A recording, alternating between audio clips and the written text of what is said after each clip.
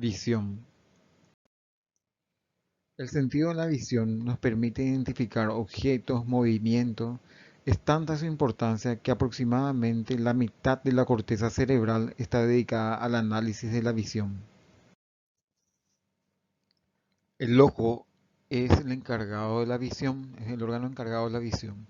Está conformado por la pupila, que es la apertura por donde llega la luz, el iris, que es el músculo que controla el tamaño de la pupila, la córnea es la superficie externa que junto al cristalino están encargados de enfocar la luz que llega al ojo, y el cristalino, que es la lente que está controlada por unos músculos, permiten enfocar los objetos y enviar esa información a la retina.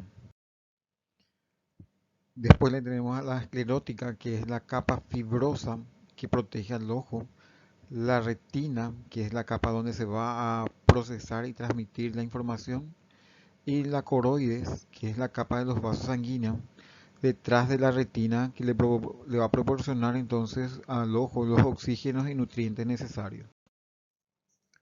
La retina. La retina recibe la información visual, la transmite al cerebro, pero antes de eso la procesa. Detecta diferencias locales de intensidad, facilita la identificación de objetos en condiciones de iluminación variable. La retina está formada por varias capas, entre las que podemos citar la capa pigmentaria, que es una capa que impide la reflexión de la retina, está conformada por melanina, la capa de los conos y bastones, donde se encuentran las células fotorreceptoras, la capa nuclear externa, donde se encuentran los somas de los conos y bastones, la capa plexiforme externa, formada por las células horizontales. Siguiendo entonces con las capas de la retina, tenemos la capa nuclear interna, donde se encuentran las somas de las células bipolares y amácrinas, la capa plexiforme interna, formada por las prolongaciones de las células horizontales amácrinas con acciones de las bipolares y dendritas de las ganglionares, la capa ganglionar, formada por células ganglionares que transmiten las señales de salida por el nervio óptico, capas de las fibras del nervio óptico y la membrana limitante interna. En esta diapositiva entonces podemos ver las diferentes capas que componen la retina, como las capas pigmentarias, las capas de los conos y los bastones, la que forma parte de la capa nuclear externa, la capa plexiforme externa, donde vemos a las células horizontales, la capa nuclear interna, formada por las células bipolares, también partes de la máquina, la plexiforme interna, la capa de las células ganglionares y la membrana limitante interna. Acá vemos una representación esquemática de las células que conforman las capas de la retina, iniciándose con los fotorreceptores, las células horizontales, las bipolares, las amácrinas y las células ganglionares, que posteriormente sus acciones van a formar el nervio óptico.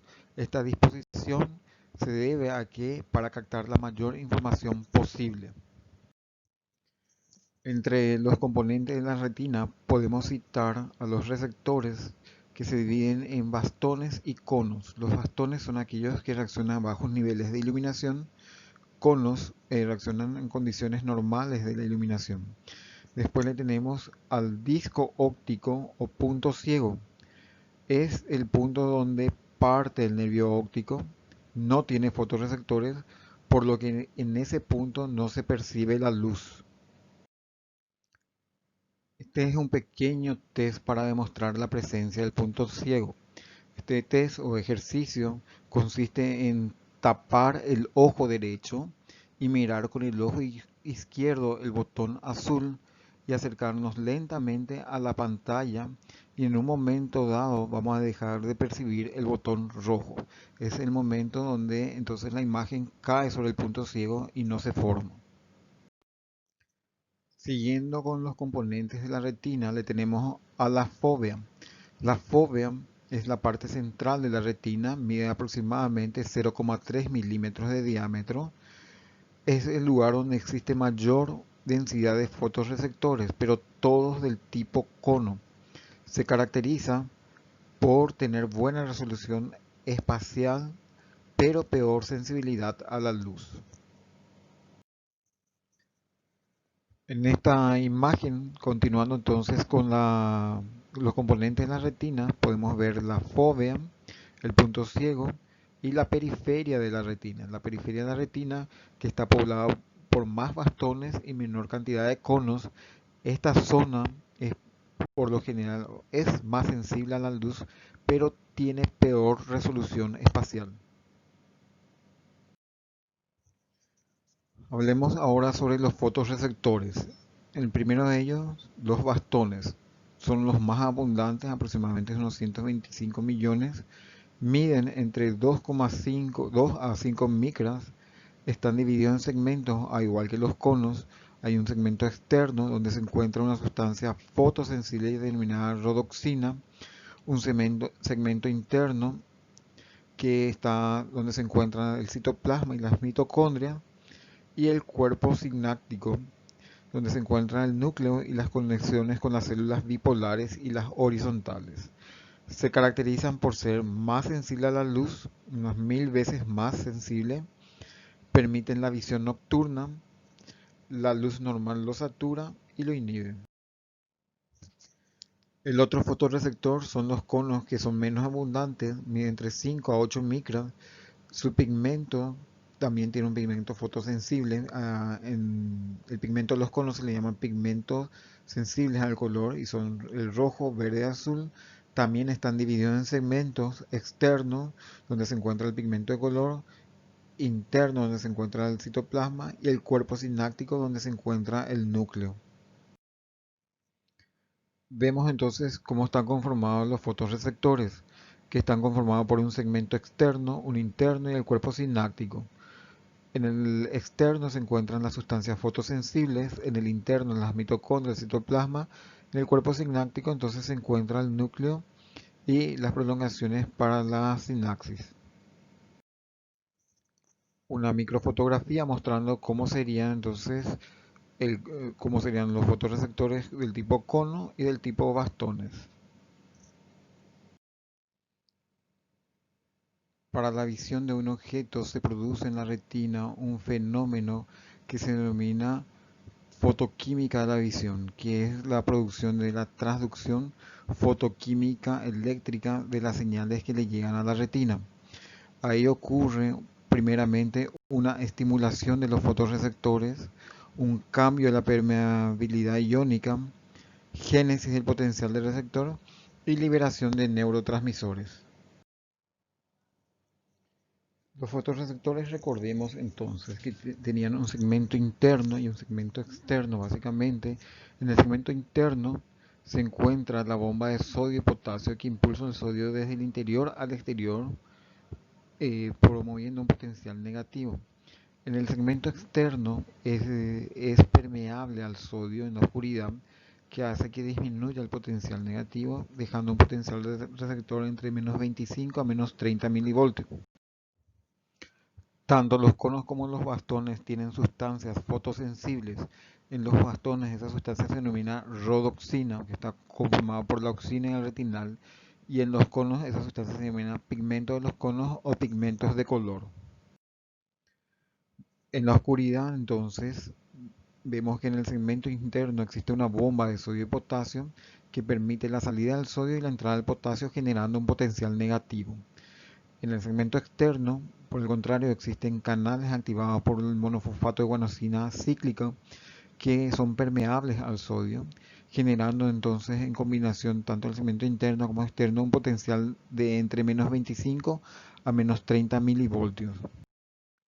Vemos entonces en esta diapositiva los dos canales, uno a nivel del segmento externo permeable al sodio y el otro a nivel del segmento interno, donde entra en juego la bomba de sodio y potasio para generar este potencial de receptor de menos 25 a menos 30 milivoltios. Recordemos entonces que que el pigmento fotosensible es la rodoxina. La rodoxina está conformada por el 11-cis-retinal combinado con la escotopsina. ¿Qué es lo que ocurre en presencia de energía lumínica? La rodoxina, en su forma de 11-cis-retinal, pasa a una forma llamada todo transretinal. Hay que recordar que solamente la 11-cis retinal en combinación con la escotoxina forma rodoxina. Bueno, ¿qué es lo que ocurre entonces? En presencia de la luz, la rodoxina se va a descomponer inmediatamente en vatorrodoxina, posteriormente se convierte en luminorodoxina, posteriormente cambia a metadorrodoxina 1, pasando posteriormente a la metadorrodoxina 2, que es la que va a activar finalmente eh, los cambios eléctricos en los fotorreceptores para generar el potencial de acción para de modo a transmitir posteriormente la información o las primeras imágenes. Una vez todo transretinal tiene que volver a convertirse en 11-cis retinal para combinarse con la escotoxina, esto ya en la oscuridad, para formar nuevamente rodoxina. Eso lo hace a través de esta enzima llamada isomerasa que transforma el todo transretinal a 11-cis retinal. Existe otra vía donde está el todo transretinol, que es la vitamina A, pasa primeramente a 11-cis retinol y posteriormente a 11-cis retinal para combinarse con la escotoxina y formando nuevamente la rodoxina. Esto ya es, como les decía, en la oscuridad. Entonces, en presencia de la luz, ¿qué es lo que ocurre? Va a ocurrir la descomposición de la rodoxina a metaredoxina 2, la liberación de una proteína llamada transducina. Esta transducina va a activar una enzima denominada GMP-fosfodiesterasa que va a producir la fosforilización del GMP a 5' GMP cíclico, que va a llevar a la oclusión de los canales del sodio, un aumento de la negatividad de la célula, llevándola a un estado de hiperpolarización de menos 70 a menos 80 milivoltios, y eso va a permitir la liberación del neurotransmisor glutamato. Hay que recordar que el potencial del receptor es por hiperpolarización y no por despolarización, y que es estimulado por la luz. En esta diapositiva entonces vemos qué es lo que sucede.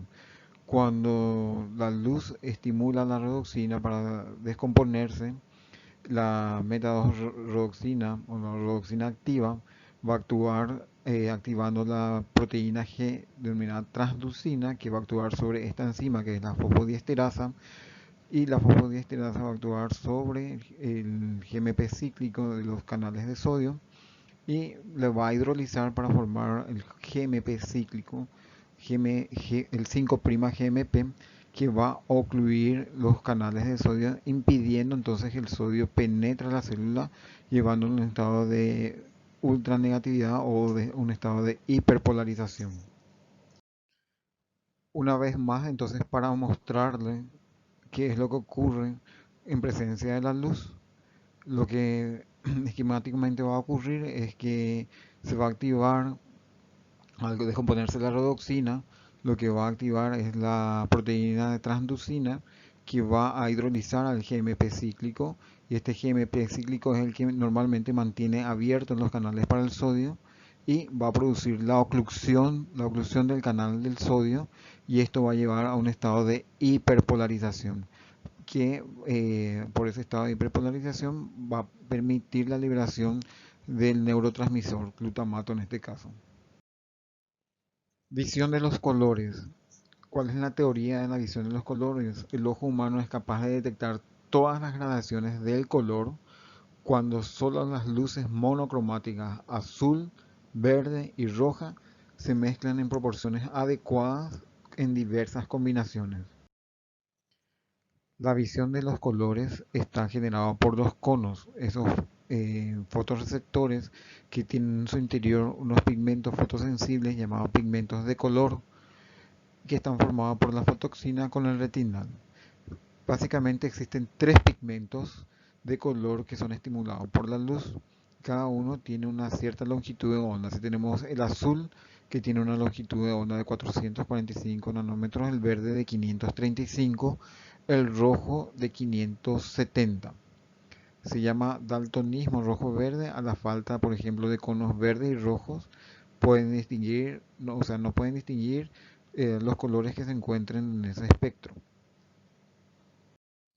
En esta diapositiva vemos entonces las longitudes de onda de los colores, por ejemplo el azul con su longitud de onda, el cono rojo y el cono verde. Bueno, entonces, ¿cómo son estimulados los conos de colores para que podamos nosotros interpretar los colores? Por ejemplo, en la luz naranja van a ser estimulados los conos rojos hasta un valor de 99, a los conos verdes hasta un valor de 42. Acá vemos un valor de 42 y el rojo un valor de 99. En cambio, los conos azules no son estimulados. En este caso, los conos azules no son estimulados. Entonces, cuando vemos de color naranja, vemos que los conos rojos sí son estimulados hasta un valor de 99, los conos verdes hasta un valor de 42, pero como ven, los conos azules no. Y esa proporción de estimulación sería, o se lee de la siguiente forma: 99, 42, 0. Para cuando hablamos de la luz azul, entonces estimula a la luz, a los conos azules en 97, a los verdes en 0 y a los rojos en 0. Entonces, ahí vemos netamente azul, la proporción sería 97, 0 para los verdes y 0 para los rojos. Percepción de la luz blanca. La estimulación equivalente de los conos azules, rojo y verde da lugar a la sensación de lo blanco. O sea, cuando son estimulados al mismo tiempo y en la misma intensidad, nos da la sensación de lo blanco. Adaptación a la luz y a la oscuridad. La disminución de los pigmentos fotosensibles por exposición prolongada a la luz se llama adaptación a la luz.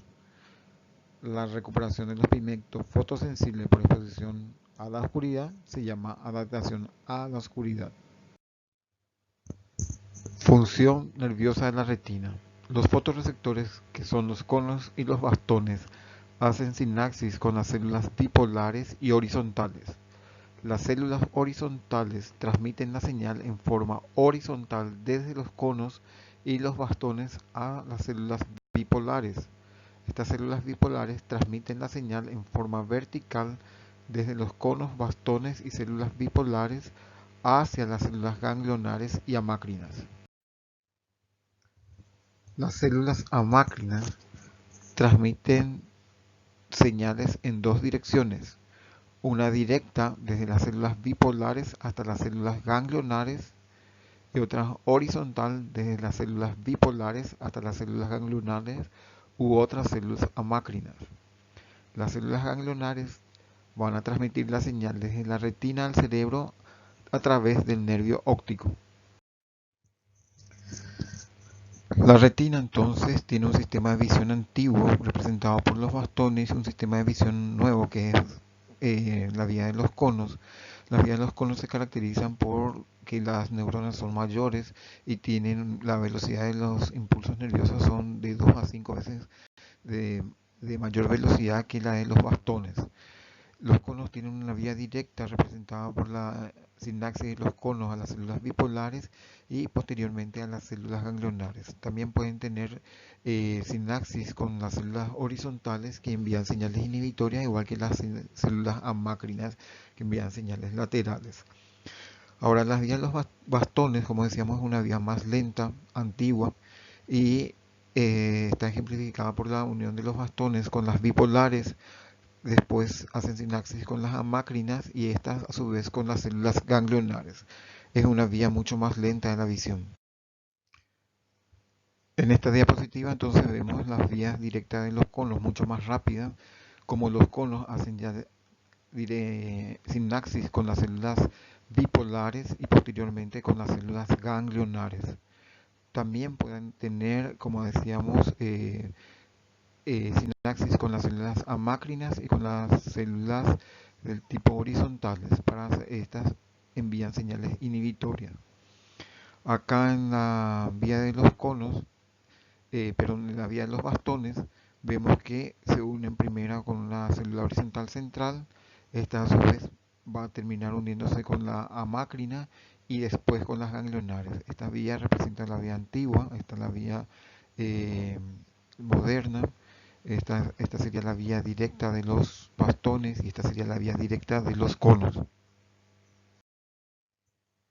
Los neurotransmisores que se liberan durante la transmisión visual son los conos y los bastones del glutamato, de las células amácrinas, GABA, glicina, dopamina, acetilcolina.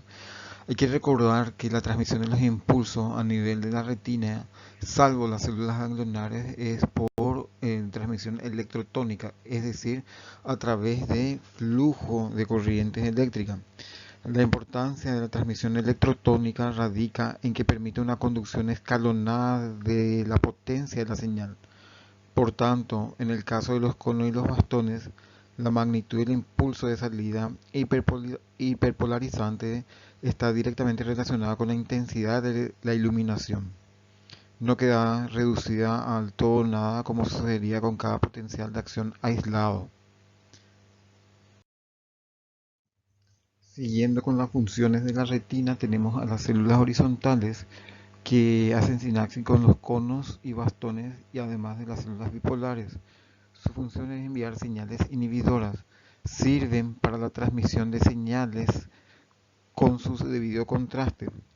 Permiten garantizar la transmisión de los patrones visuales con el debido contraste.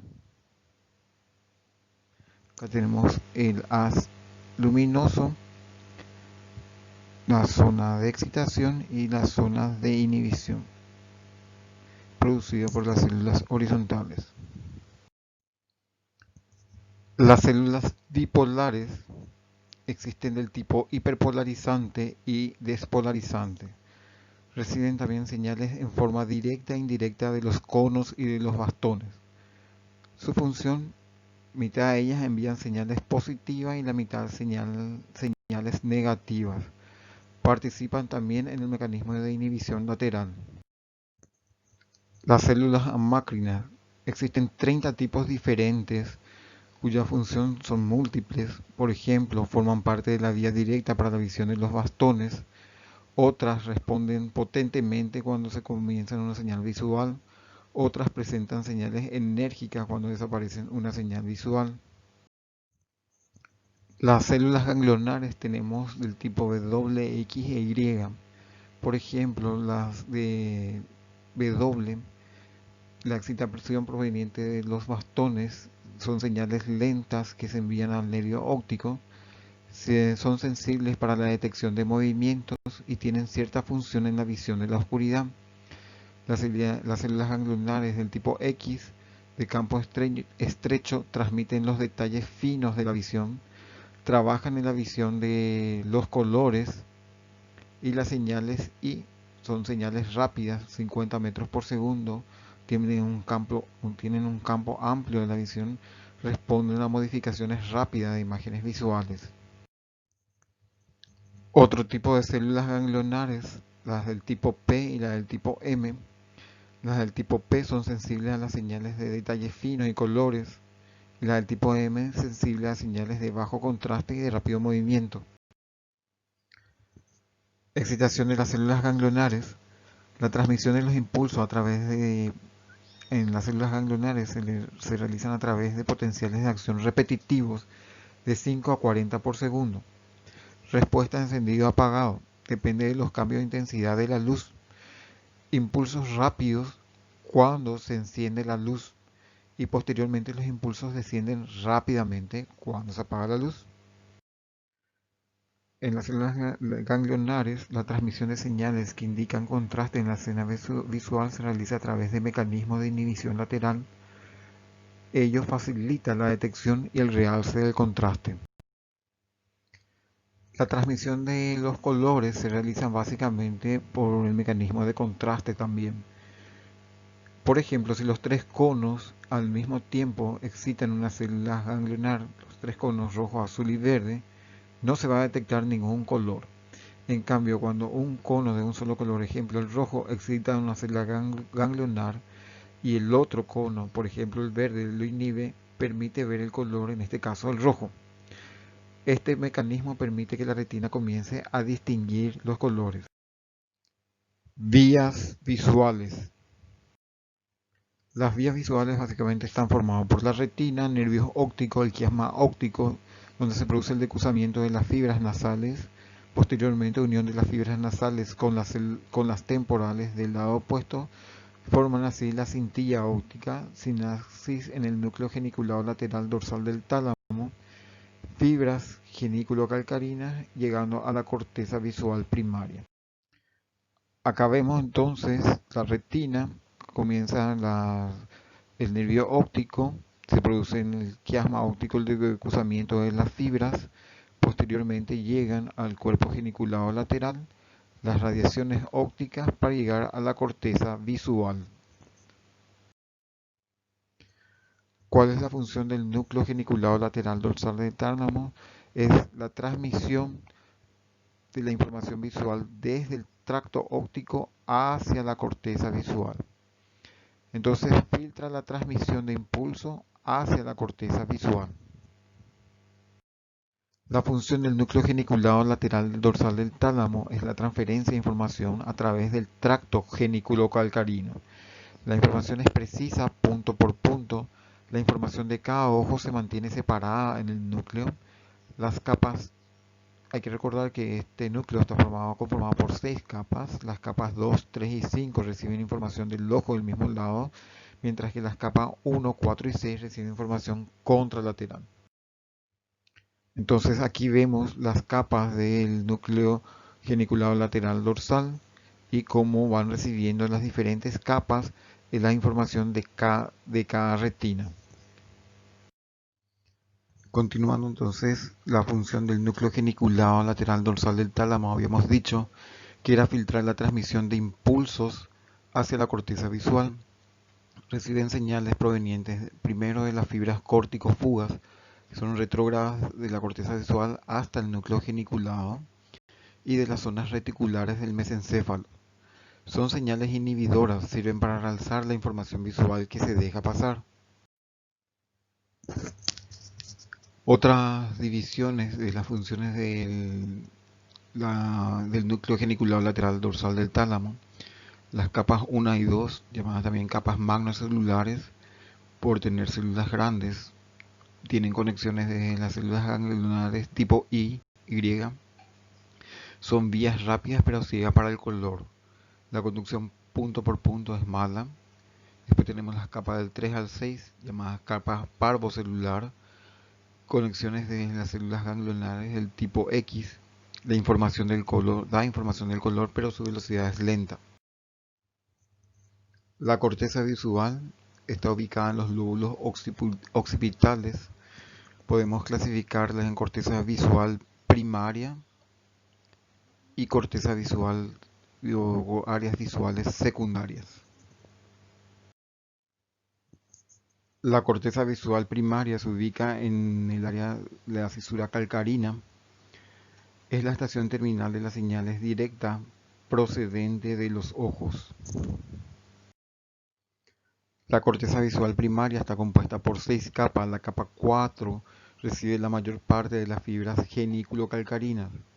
Las fibras de las células ganglionares P terminan en la capa 4, transportan la visión de precisión y de los colores. ¿Cómo se organizan? Se organizan en millones de columnas verticales de células neuronales. Cada columna tiene 1000 neuronas o más. Las señales que llegan a la capa 4 vuelven a transformarse y dirigirse al interior o al exterior de las columnas. Permite un mejor análisis de las señales visuales. Entre las columnas neuronales se sitúan unas zonas denominadas manchas de color que corresponden a las columnas manchas de color que reciben las señales laterales de las columnas neuronales adyacentes. Son estas columnas las que se activan por estímulos del color. Son las zonas primarias para descifrar el color. Entonces en esta diapositiva podemos ver cómo se ubican las columnas neuronales y sus interacciones con las manchas de color, o sea, las columnas que van a descifrar el color. Interacción de las señales de los dos ojos. La capa 4 está entrelazada con las bandas de las columnas neuronales.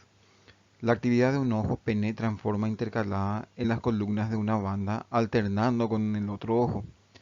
La información entonces es analizada y descifrada. Sirve para corregir la mirada direccional de ambos ojos y también para detectar la distancia a un objeto. Es lo que se llama estereopsia. La otra zona de la corteza visual, denominada áreas visuales secundarias, reciben impulsos visuales secundarios, tienen como objetivo analizar los significados visuales. Las vías para la información visual. La vía rápida de la posición y el movimiento tiene como objetivo analizar la posición tridimensional de los objetos, es decir, su forma, movimiento y posición. Se dirigen a la región temporal media posterior y a la corteza occipito-parietal. La otra vía, que es la vía de la exactitud y del color, van de la corteza primaria a las regiones inferior, ventral y medial de las cortezas occipital y parietal. Tienen como objetivo analizar detalles y el color de los objetos. Patrones neuronales de estimulación durante un análisis visual. Las señales de la corteza visual primaria se ocupan de los contrastes de la escena visual. Detectan la orientación de las líneas y los bordes a través de las células simples en la capa 4 y de la corteza. Así detectan el color mediante su contraste a través de las células denominadas simples y otras más complejas. Movimientos oculares. El control de los movimientos oculares se realizan básicamente a través de tres pares de músculos. Los rectos medial y lateral, que tienen como objetivo el desplazamiento de los ojos a ambos lados. Los rectos superior e inferior desplazan los ojos hacia arriba y abajo. Y los oblicuos superior e inferior, que tienen como función la rotación de los ojos. Continuando con los movimientos oculares, vamos a hablar ahora de las vías nerviosas que van a inervar a esos músculos para producir los movimientos de los ojos. Provienen de los pares craneales 3, 4 y 6. Existen interconexiones de los núcleos del tronco del encéfalo con el fascículo longitudinal medial. Cada grupo muscular recibe una inervación recíproca, es decir, que cuando un grupo es activado, el otro es inhibido. Vemos entonces en esta diapositiva, como el núcleo o el tercer par va a inervar al recto superior, al oblicuo inferior, el cuarto par al oblicuo superior y el sexto par va a inervar a los rectos laterales. Control cortical del aparato oculomotor. Señales de las áreas visuales van hasta la región pretectal y colículo superior a través de fascículos o de los fascículos occipito tectal y occipito colicular. De la región pretectal y el colículo superior viajan hasta los núcleos de los nervios oculomotores. Vemos entonces los fascículos occipital que llegan hasta los núcleos motores, hasta los núcleos del tercer y cuarto y sexto paro. Cuando hablamos de los movimientos de fijación, decimos que es la fijación de los ojos en una posición dentro del campo visual. Existen dos mecanismos para la fijación de los ojos, un mecanismo voluntario de fijación y un mecanismo involuntario de fijación. El mecanismo voluntario de fijación, en este caso la persona mueve los ojos al punto deseado y está controlado por la corteza cortical cerca del área premotora.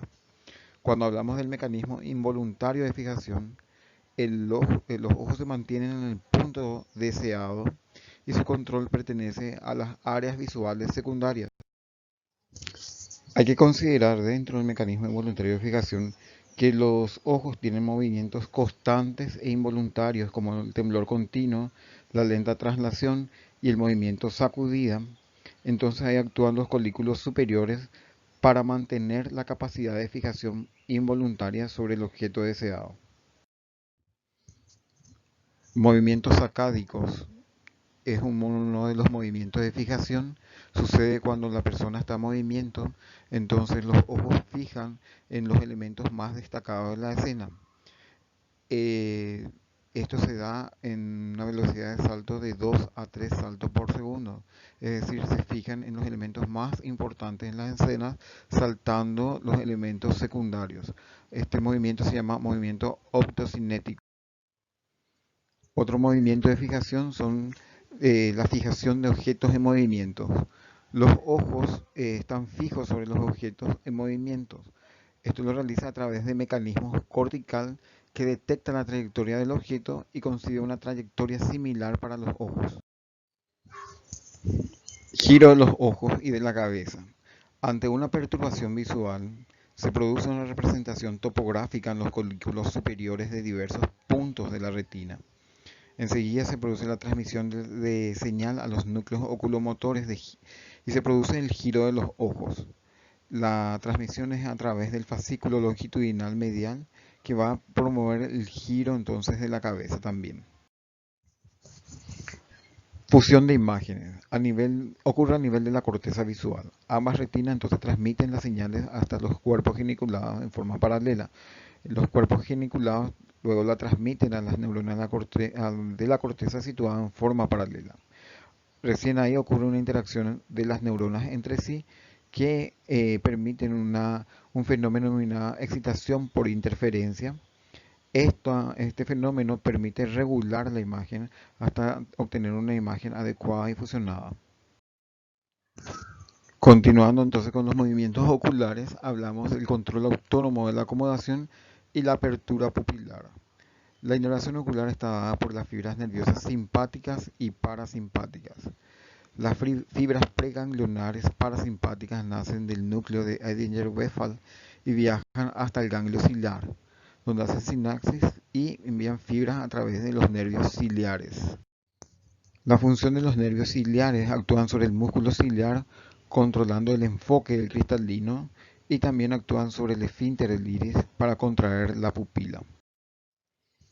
La inervación simpática, su origen está dado en las células del asta intermedio lateral T1 de la médula espinal, llegando hasta los ganglios cervical superior, donde hacen sinapsis con las neuronas postganglionares y sus fibras inervan las fibras radiales del iris y varios músculos extraoculares. Control de la acomodación. La acomodación es la contracción y la relajación del músculo ciliar que permite la elongación o relajamiento del cristalino. Cuando se produce la contracción del músculo ciliar, aumenta el poder de dioptrías del cristalino. En la relajación hay una disminución del poder de dioptrías del cristalino. Entonces, la acomodación del cristalino está regulada por un mecanismo de retroalimentación negativa. Control del diámetro pupilar. Cuando hay una estimulación de los nervios parasimpáticos, se excitan los músculos del esfínter de la pupila y se produce una disminución de su diámetro que se conoce como miosis. Cuando hay una estimulación de los nervios simpáticos, se excitan las fibras radiales del iris y se produce una dilatación pupilar que sería la midriasis. Vemos entonces en esta gráfica un resumen del control autónomo de la acomodación y la apertura pupilar que está dado por el sistema parasimpático que se origina en la región pretectal, en los núcleos Edinger-Westphal y se dirigen a través del tercer y segundo par, y también la vía simpática originándose en el segmento T1, dirigiéndose entonces hacia los músculos de la pupila. Entonces vemos en estas fotos lo que son la miosis, que es la contracción pupilar, y la midriasis, que es la dilatación pupilar. Acá podemos ver una miosis intensa, una miosis media, una midriasis intensa, fíjense cómo está bien dilatada la pupila, y una midriasis media. El reflejo pupilar es uno de los reflejos más importantes que se utiliza mucho en medicina para el diagnóstico de lesiones a nivel cerebrales. El reflejo pupilar consiste cuando la luz incide sobre los ojos se produce una contracción pupilar. Eso se denomina reflejo pupilar fotomotor. La señal viaja a través del nervio óptico hasta los núcleos pretectales y desde los núcleos pretectales la señal viaja hasta el núcleo de Edinger-Westphal, donde los nervios parasimpáticos van a producir la contracción del esfínter del iris. Y en la oscuridad existe una inhibición del reflejo, es decir, que con la luz se debe contraer y en la oscuridad nuevamente se debe dilatar el iris. Vemos entonces acá, con la luz se contrae por efecto de los músculos circulares del iris y acción del parasimpático. Esta es la luz normal, luz intensa, y en la luz tenue en la oscuridad se dilata por efecto de los músculos radiales del iris y actúa ahí el nervio simpático. Muchas gracias por su atención.